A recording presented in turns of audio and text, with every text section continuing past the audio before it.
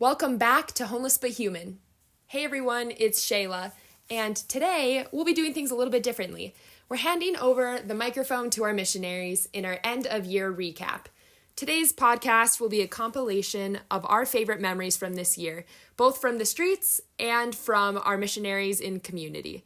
We hope that you enjoy. People of Creston City, people of everywhere around the world, this is David Christopher Pacheco. Hi, my name is Kimmy. My name is Arthur Ortiz. Been in Denver since 1973. Okay, so let's just talk in circles for a little bit. Just talk in circles, just shoot the breeze a little. Yeah. You know, they see beyond what I look like.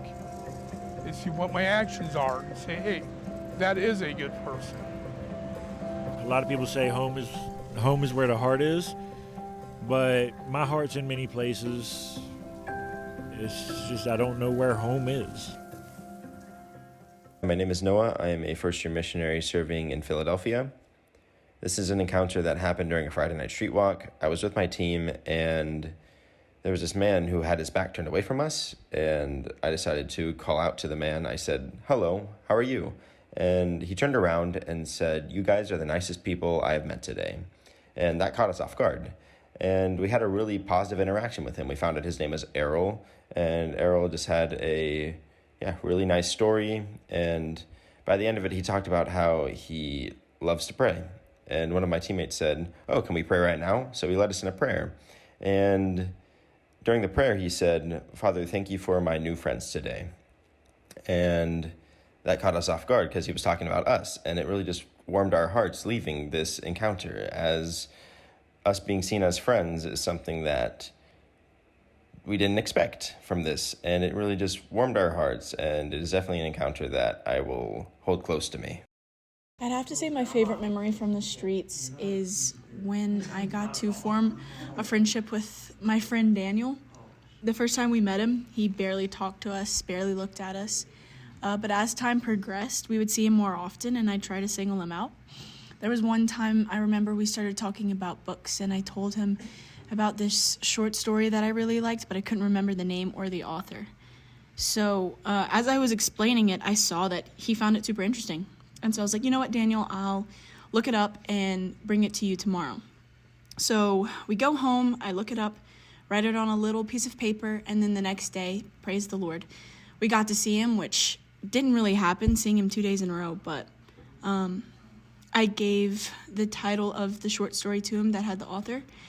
And he looked at me and, I could see the surprise in his face. And he was just so shocked that I remembered. And after that, we began to talk about our similarities. And ever since then, my friendship with Daniel has flourished. And every single time I see him, he talks about how he still hasn't read the short story because he couldn't find it, but he will. And that was just such a gateway for our friendship, and I'm really thankful for that. My favorite memory from this year was going with Olivia to our friend Cody's funeral mass, which was held by the Archdiocese at Mount Olivet Cemetery. Every year on All Souls Day, family members can bury the remains of their loved ones and celebrate their lives, which is what we were able to do with Cody. He was buried on All Souls Day, which was my baptismal anniversary, and he died on Olivia's baptismal anniversary, which reminded us of how providential it was that we were able to become friends with him. We made a day of it. We went to Trader Joe's to get flowers for him, which is where we would buy them when we visited him at the nursing home. And it was cool to have this recognition that there was nothing more that we could do for him. We had offered him the greatest gift that God has given us, the Eucharist, for his soul, and we had accompanied him in life and in death. One of my favorite memories of the year was meeting this young man on 16th. I really enjoyed it just due to the fact that I didn't think that much would happen from it. He was seemingly busy and surrounded by so much construction that it made it really difficult to hear anything out. But we approached him and he received us really well. We cracked a couple of jokes and his smile began to grow on his face, and I took that as a good sign. And then I cracked a couple more jokes, and we come to find out that he's from the UK. So I, thrown in some UK related banter, which means that I made fun of his accent. And Sarah, my street team partner, looked at me and was like, probably shouldn't do that, which I took it as a sign to do it even more. But then after 2 or 3 times, I was like, okay, I got to calm down a little bit. But in the midst of all that, he still enjoyed us, and he actually found it really humorous. And I just enjoyed sitting with him. It got to the point where I was just like leaning against the same fence as he was and just looking up at the skyscraper that we were, I guess, amidst. And yeah, I just was caught up and just in awe and wonder of this young man. He was 24 and same age as I am, and I just felt like I was able to relate with him.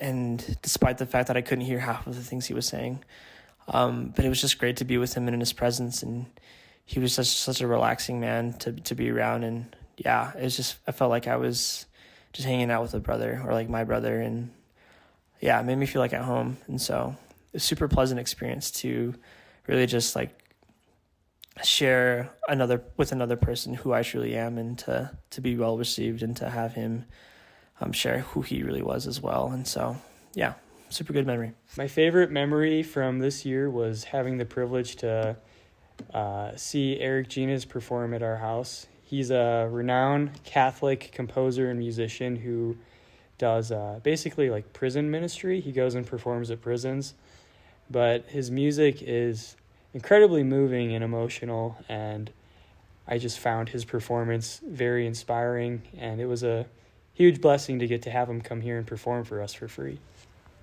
One of my favorite memories from this year is when one of our friends invited 3 of us missionaries to his birthday party. He had a cookout at a local park, and even though because of his health issues he wasn't able to eat any of the food he made, he put in a lot of time and effort and care into making food that we would enjoy. He even bought a cake that we all would love, even though he couldn't eat it. So it was such a joy just to see the reciprocal nature of our friendship and love, and just to see his joy in us celebrating with him for his birthday. 2 of my favorite memories from the streets this year are the 2 times we've taken friends for rides in the truck. We'll pop in, ask them for a song, and then watch them sing and watch them dance to songs from Mexico or old classic rock songs. It's just a good way to waste time with some of our friends. My favorite memory from this year so far would be our America's Got Talent performance we did during the camping trip. It was very spontaneous, not planned, and at one point it was pouring down rain after dinner, and everybody was huddled under a tent, and then Ernie and I got on a picnic table, and she had her kazoo, and I was singing and dancing, and then that turned into America's Got Talent, and we had people pretending to be the judges, and we had different performers, and I really just enjoyed it because I loved the freedom and authenticity that came from it, and everyone just being goofy and having a good time. So my favorite memory of this year was when we were watching Naruto with one of our friends on the streets, and he's just 21, and he seemed to enjoy it a lot. So my favorite memory from this year was when we took our friend Kobe out to play flag football in front of the church. I'm on the street route of Auraria, and there's this huge grassy field. And when we found out he played football, the next week we brought one, and we were like, hey, you still down to play? And he was like, sure. And we took him out, and normally he's a very stoic person, so it was just very fun to see him in his element, smiling, laughing. It was a good day. One of my favorite memories from this year was the Halloween party that we had. We did some trick-or-treating around the house. We carved some pumpkins, and then my personal favorite, we bobbed for apples. I'm a legendary apple bobber. You'll just have to see it in person, but it's pretty great. It's legendary. One of my favorite memories here at Christ in the City was one of our recent Lunch in the Parks, our recent second Saturday, where we celebrated Veterans on Veterans Day.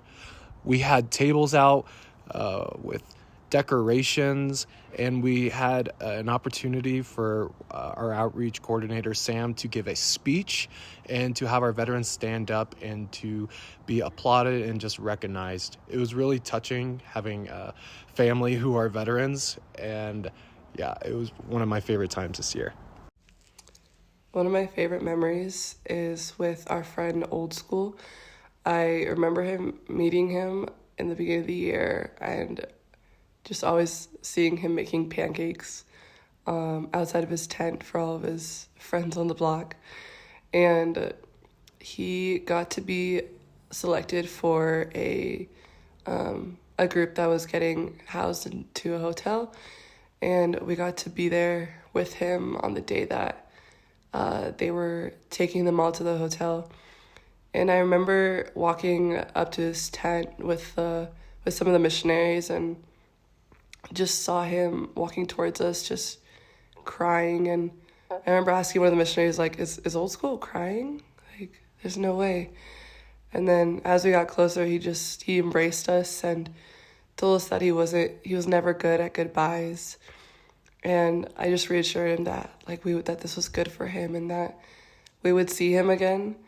And just got to be a part of life for a little bit. And it was really beautiful to see, even though we had only known him, at least the first years, I'd only known him for a couple months, the huge impact that had on him. I just reassured him that we would see him again and that we would stay in contact and have seen him on the streets since. Yeah. My favorite moment from this year so far, or one of my favorites, would have to be my friend Roy's birthday. We just threw together a card for him and got to give it to him at lunch in the park.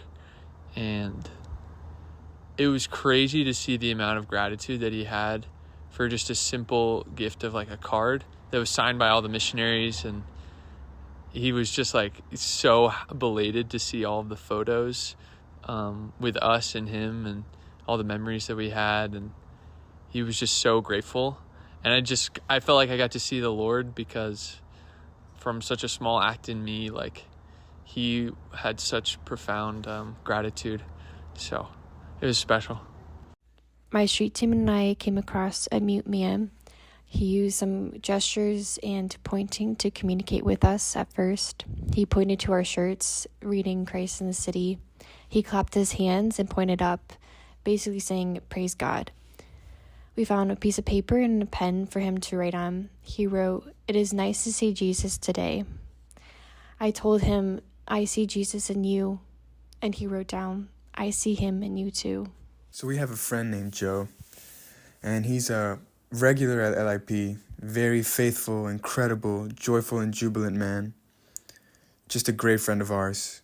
He recently became homeless again, and this was a very tough thing for him to face, things that seemed to be out of his hands, and just all of a sudden he finds himself in the wintertime again facing homelessness after finding a stable shelter. And we found him a few days after this had happened, and he just was very down, very upset, just very sad, and wondering and questioning why he was here again, and even questioning what God is doing. Yet he kept his head up. He kept on saying that he knows God has put him there for a reason.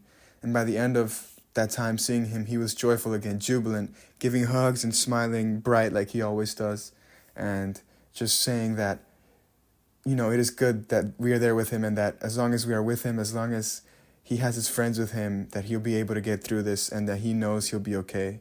And that is just a beautiful testament to the power of friendship and just how it affects him. It's really beautiful. So a couple weeks ago, I ended up bringing this man named Willie to lunch in the park. And Willie has on his head this hat where somebody wrote "dirty" on it. And I told Willie, I said, it's not a good hat for you to wear. You are not dirty. You are good. And so I did bring him to lunch in the park and ultimately switch out his hat for a new one and throw away the old hat. And he seemed overjoyed by that and was very much affirmed in the reality that he is good. He was created good by the Father. At lunch in the park, I was sitting with our friend Ronaldo and chatting with him, and there wasn't enough food for the missionaries to get plates of food too. So when he got his food, he broke his hot dog in half and insisted that I eat half of it. And when it came time for dessert, he gave me half of his dessert. And with his coffee, he poured half of it out for me. And I'm just constantly astonished by the generosity of our friends on the street, and so grateful for my friendship with Ronaldo. One of my favorite encounters from the streets this year was with two of our friends, Joshua and Karen. They typically have a very consistent routine of finding things to be able to survive on the streets, and they don't have a lot of time in their week to just play and enjoy simple fun.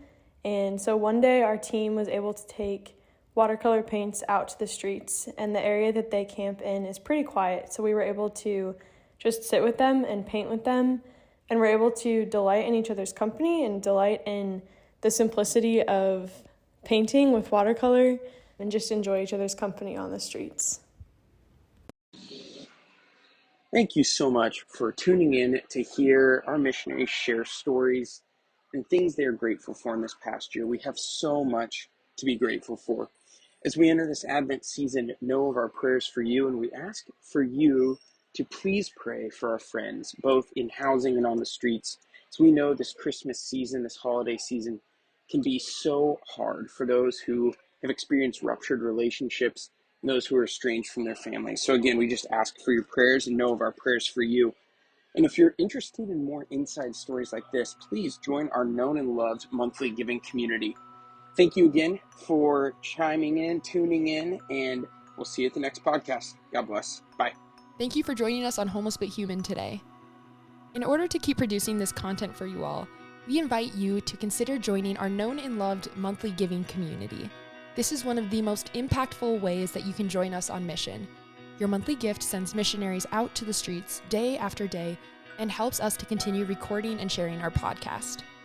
It's our vision that every city not only has soup kitchens and shelters, but communities who are committed to helping the homeless know that they have a home in us. And what is home but a small taste of Christ's infinite love?